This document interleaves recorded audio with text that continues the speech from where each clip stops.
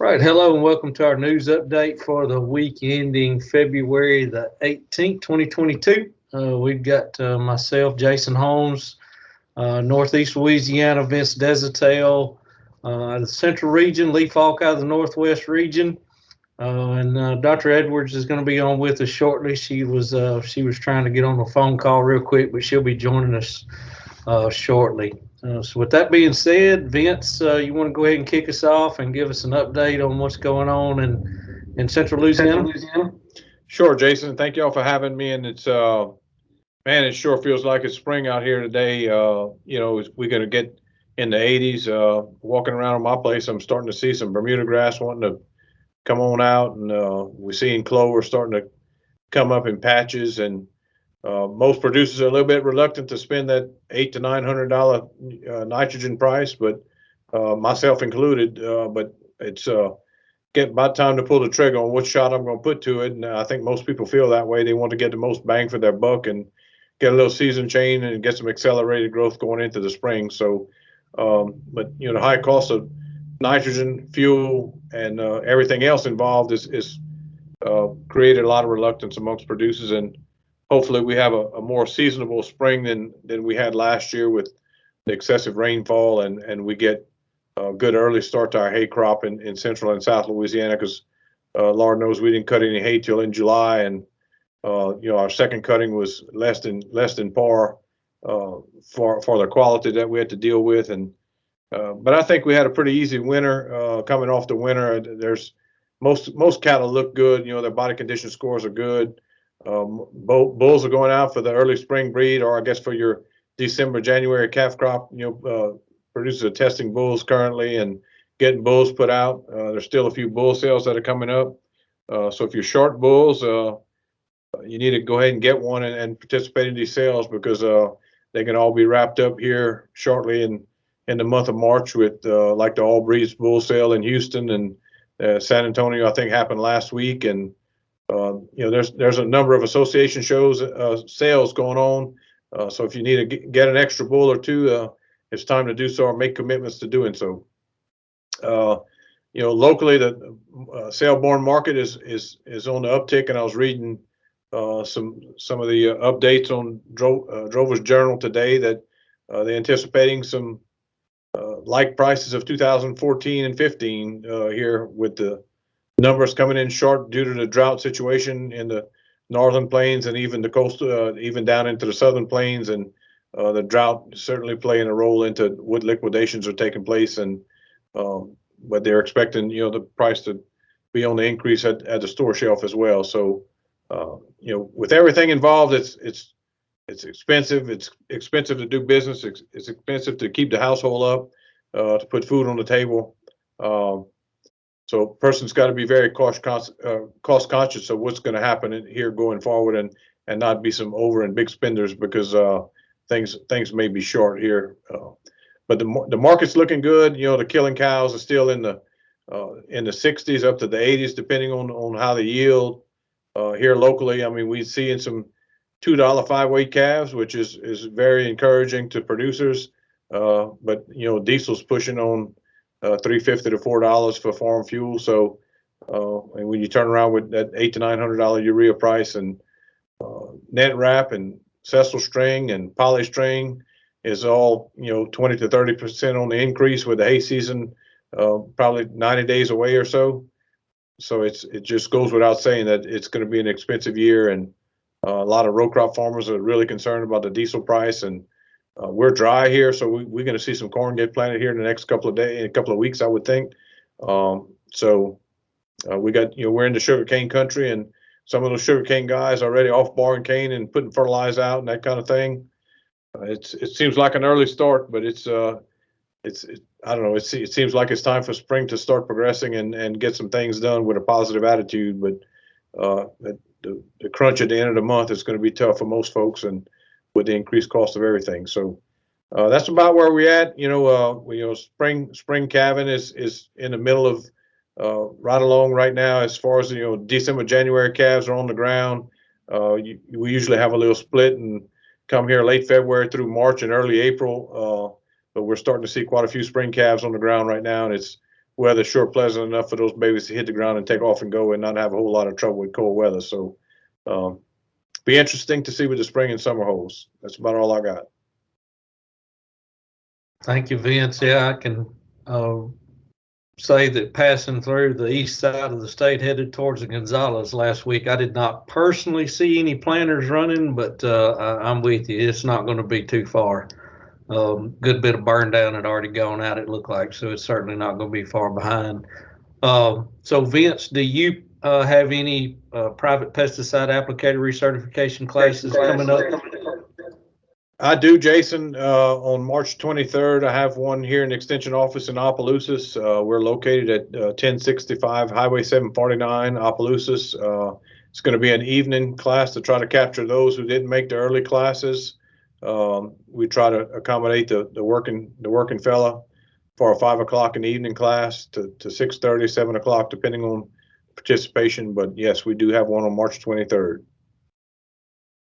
And we'll get a link to our website where you can see all of those classes that are being offered. I know Lee reminded everybody last time that those recertifications are taking place. And Lee, if you don't mind, whenever you're doing an update, if you'll let folks know whenever you've got one coming up as well, and I'll do the same thing. So Lee, we'll turn it over to you. Well, thank you, Jason. Very glad to be with y'all here today. Up our way, I guess folks are worried about 4 F's right now: feed, fertilizer, fuel, and firewood. The price of feed, fertilizer, and fuel is pretty high, and firewood's not cheap either. It's been a cold winter, dry winter. The drought continues up our way. We did see portions of our area drop down a little bit out of that D3 category, just in a select couple of areas. Excuse me. But it's still the drought's still persisting. These winter forages, they're trying. You got to give them credit. They are doing their best in a dry, cold environment. Anytime we see a couple of days with no frost and warm daytime temperatures, as is the case today, you see a good green shade. You can see some drill rows there. So they're trying. We just need moisture and some warmer temperatures. Going into this week, we started out with some pretty good rain chances, and heard a couple of meteorologists even allude to it as drought busting rains. And since that time, the closer we've gotten, these rain chances have just ebbed away to almost nothing in the last day or two. Had some very scattered showers to yesterday. Time you listen to this, it'll be yesterday. And I think there's going to be some pretty good rain chances on Wednesday, but I really don't think it's going to be enough to. I hope it's enough to kind of bust this drought we're in, but I'm not seeing it on the long range forecast. Boy, Vince makes you want to pack up your bags and move down south with him, talking about the 80s. Got some highs in the 70s posted, but on the long range forecast, I looked just a little while ago, and on out 6-7 days from now, which you know the accuracy of those forecasts, but they're calling for some lows in the mid 20s, going on out highs in the upper 30s, and so on and so forth. So I really hope that those forecasts are as inaccurate as they many times are, and that we'll be able to get out of this kind of cycle, get some rain, get some warm temperatures. I talk with folks pretty regularly about the state of things, and as we all do, and there are lots of folks with either yearlings or weaned calves or coming yearlings turned out right now on these winter forages they are sweating bullets, and the $100 bills are flying out of their pockets because a lot of them are supplementing them. It's just a tough time, to say the least. Many of those cattle are finding their way to auction markets or being sold, private trees, some cases. Talked with a producer over in Bossier Parish the other day. He pulled the trigger on a couple of loads of wheat cattle that he had turned out. He just said, I'm tired of feeding them. Wheat's not doing anything. It's not going to do anything. Clover's a long way off. I'm pulling the trigger, and that's the general sentiment across my corner of the state for sure. Anyway, there are a few cattle being worked. A lot of those fall-born calves are starting to get first round doctoring. Folks are going to start getting some cows dewormed and worked, some annual vaccination. So there is a little bit of that going on. These prices are steadily creeping up. But as we've stated repeatedly on these talks we give here, these prices are pretty good right now, but it's just the high cost of everything else. Talking earlier today with a producer that was, he's a cow calf man, and he's looking at branching out a little bit, picked up some lease ground, and it's pretty productive alluvial type soils, and looking at grazing some calves or yearlings this spring and early part of the summer. And we were talking about, he was asking what kind of deals are the best right now, and we went over some various things, and one thing I brought up was cutter bulls, those big 500 600 pound plus bull calves, buying them, castrating them, getting them straightened out, turned out, and putting a little weight on them, and then reselling them. And anyway, long story short, we got to talking about it. He said, well, I sold one just like that for over $1,000 last week. He said, that's not a deal in my mind. I said, well, it probably not then. But so these prices are going to continue to bring some of these cattle to market and to market earlier. And I know Jason's probably going to touch quite a bit on what these futures have been doing. There's a highly anticipated cattle on feed report that's going to be coming out this week. I know a lot of people are going to be looking forward to. A couple of events I want to mention before I get off. Please do check on those pesticide recertification classes. Got a couple coming up, one in Claiborne Parish, one in Webster Parish. But I do want to mention that we are going to be having a Master Cattleman class starting on March the 21st in Sabine Parish. That's there in Manny. If you need more information on it, just let me know, and we'll get you signed up, get you fixed up on all that. Also, and this is way in advance, but I do want to go on and promote it and put it on your calendars there. We're going to have our Beef and Forage Field Day at the Red River Research Station there in Bossier City on April the 28th. That's going to be on a Thursday. And getting the agenda put together on that looks like it's going to be a pretty good one. With that, I'm going to turn it back over to Jason, or Ashley's with us now, whoever's going to get this thing next. I'm sorry I'm causing confusion. Came in late, had a meeting, but Jason, thank you for kicking us off, and Vince and Lee, thank y'all for your updates so far. So I'll just jump in and go ahead and turn it back over to Jason so you can do our Northeast and our markets, please, sir. Thank you, ma'am. And it just sounds like a broken record in terms of dry. And we got like 1/3 of an inch. And whenever you're sitting in D3 and D2 drought, it's going to take a whole lot more than that to get us out of the drought that we're in right now. And I'll say again, y'all pay attention to what's happening in the Midwest as well. And this drought is not specific to us by any means.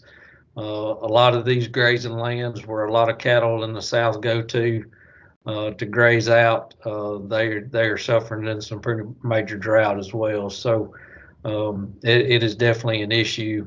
We can hope that we can catch a little bit of this moisture this week, like Lee alluded to, but we need it bad. And I don't think I can continue to stress enough at how bad these cool season forages look up here. They are struggling really, really bad, especially if they've had some cattle on them already, and they're just kind of sitting there, needing some moisture and needing some warm weather and needing some nitrogen. But hopefully we can start turning that moisture issue around. The private pesticide applicator recertification class in Farmerville will be this coming Thursday, so that'll be Thursday, February the 24th. We've got a class at 10 o'clock in the morning and 5 o'clock in the evening. You can choose from which one you want to come to. Actually, I did make the comment earlier that we'll put a link to our website that shows where those classes are being offered around the state with the contact information where folks can make sure they find them a class to get recertified before March 31st if their license is expiring. Getting back into our markets, slaughter volumes continue to improve with the past week at 663,000 head. That did top the previous week for the highest slaughter of the year. February is on track to exceed last year. After we did fall a little bit behind in January, we got off kind of a slow start in terms of our slaughter volumes in January, but February is looking like it's going to get us back on track and above year ago levels. Whenever we start talking about 2014 prices, 2015 prices, and I'm almost scared to say what it could do, but I would remind everybody that success in the cattle markets is very fragile, as we have seen over the past few years, and obstacles can happen. You've heard us refer to them numerous times as black swan events, but yes, we are seeing some success right now in all cattle markets, but y'all, it's fragile. And if you're paying attention to what's going on in terms of worldwide happenings, there's a lot of uncertainty in the markets right now. All of the trading markets are down, and the cattle market futures, thankfully, are holding steady. We hadn't seen any big jumps, but they are holding steady. And there's just a lot of uncertainty out there right now, and I guess that's why we say that we are kind of fragile in terms of these markets. With the slaughter stabilizing, that does give us some stability in fed cattle prices, and should continue without anything breaking it up. Should help us see some higher fed cattle prices as we do move into the spring. Responding to the larger slaughter, choice box beef cutout values fell for the third consecutive week, closing the week at $269.88 a hundred. So that's down $6.43 a hundred from the previous week, with a choice select spread of $3.86. And as a side note, that's the narrowest spread that we've seen this year. As reported in the National Weekly Direct Slaughter Cattle Negotiated Purchases Report, we had a confirmed 98,691 traded on negotiated purchases for the week. In the Southern Plains, live purchases traded $2 higher at 142. In Nebraska for the week, purchases traded $2 higher, mostly at 142, with a few 143. In the Western Corn Belt for the week, live purchases traded $2 higher from 142 to 144. Futures markets on that same class of cattle, settlements ended the week with April down 90 cents at 145.87, June down 65 cents at 141.50, and August down 25 cents at 140.50. Even though we're reporting that those settlements are down, if you compare it to the week open, it did close steady. So if you compare the week close with the week open, we were steady on of how those futures markets did during the week. 5 to 600 pound steers, medium and large ones and twos, sold 170 to 185. So that's steady to $10 higher compared to the previous week. 700 to 800 pound feeder steers, medium and large ones and twos, so 151 to 155, which is steady compared with the previous week. Futures market settlements for that same class ended the week with March trading down 77 cents at 165.42, April down 30 cents at 170.85, and May up 17 cents at 175.90. Average yielding lean cull cows. So and I thought this might be a good time. You've heard us, several of us say that some of those higher yielding cows can bring you a little bit more money. So I thought it would be a good idea to just tell you some, if you ever look at these cull cow market reports, you're going to see lean cows, breakers, and boning utilities. So that's the three that you're going to see most often. So you've heard us talk about body condition scores. So the easiest way to look at those is compare it to body condition scores. So in the USDA reports, lean cull cows would be a body condition score of 4 or less. So a boning utility is going to be a 5 and a 6 body condition score, and a breaker is going to be body condition score 7 or above. So I thought this might be a good time just to try to help you figure out or understand what we're talking about in terms of some of these yields on these cull cows. And in those reports, you're going to see average yielding, you're going to see high yielding based on those individual lean, breaker, or boning utility. So for this week, average yielding lean cull cows, so that's those thin cows, ended the week off 2 pennies at 68 cents a pound. So that was the average yielding. So high yielding lean cull cows finished the week at 78 cents a pound. So you can see the difference there just in terms of if they're average yielding or high yielding. So breakers on the week, so that's that high body condition score, 7 or higher, ran 75 to 80 cents a pound. And then the boning utility, which is that body condition score of about a 5 or a 6, and moderate condition, 78 cents to 87 cents a pound. So, and we always say keep those cull cows in a decent body condition in that 5 to 6, or any of our cow herd in that 5 for that matter. We can see there that we can definitely get some additional value in those cull cows if we can keep them in a moderate condition in terms of body condition score. Moving into our feedstuffs, soybean meal is down $9.70 at $475.40 a ton. Soybean hulls are steady at $170 a ton. Rice bran is steady at $195 a ton. Cottonseed meal is down $5 at $335 a ton. Whole cottonseed is up $5 at $310 a ton. Corn gluten feed, that's the 60% product, is steady at $690 a ton. DDGs are up $13.30 at $230.83 a ton. And corn is up 13 cents a bushel at $6.79 a bushel. The last thing I'll touch on, so we do have a Master Cattleman class, Northeast Louisiana and West Monroe, starting up the first Monday in March. I just emailed out another reminder about that. So we've extended the registration deadline to February the 25th.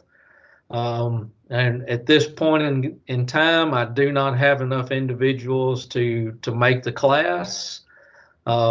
So if anybody listens to this and you know some folks that want to take Master Cattleman in West Monroe, point them our direction.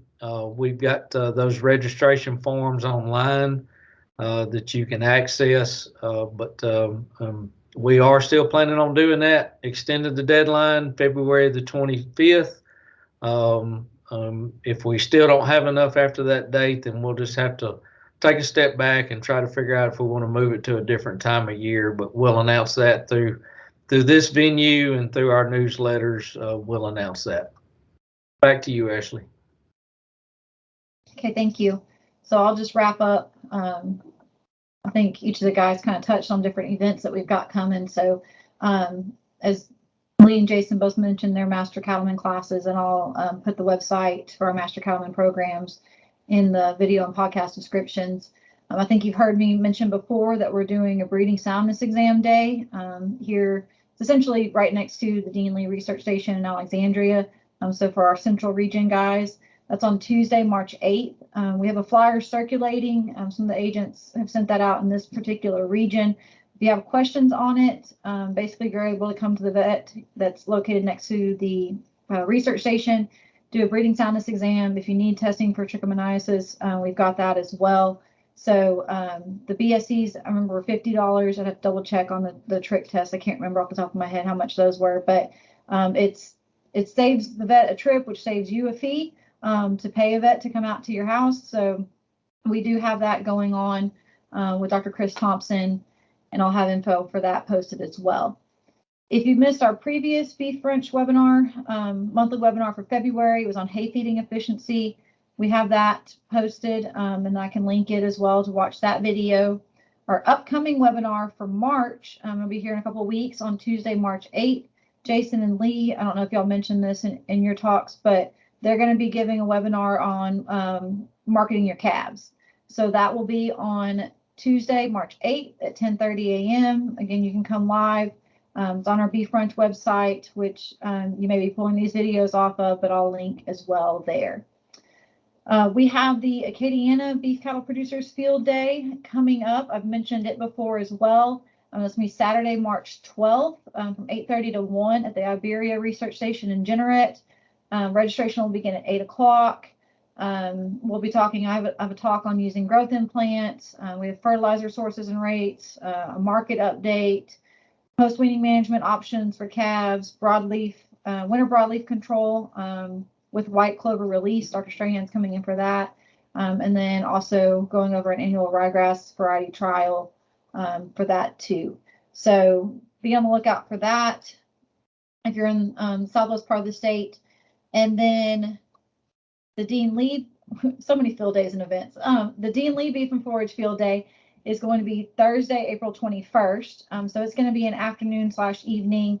We met on that this afternoon, so you'll have an agenda and a flyer coming out shortly, but we're looking at beginning around 2:30 and providing dinner that evening for everyone that's involved there. So again, more information coming out soon on that.